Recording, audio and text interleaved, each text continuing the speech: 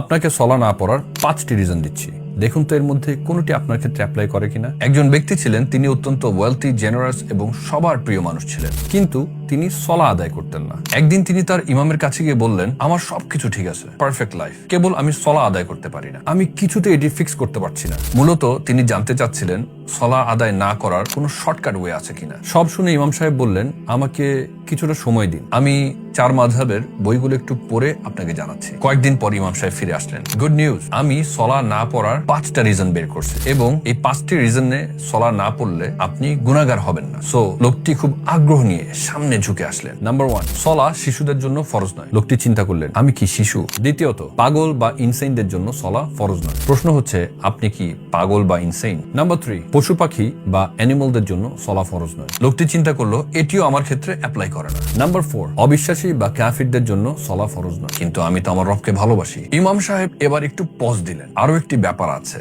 সলা মৃত ব্যক্তিদের জন্য ফরজ নয়। এখন প্রশ্ন হলো, যদি এগুলোর কোনোটি আপনার ক্ষেত্রে অ্যাপ্লাই না করে, তবে আপনি কেন এমন ভাবে জীবনযাপন করছেন যে আপনি অলরেডি ডেড?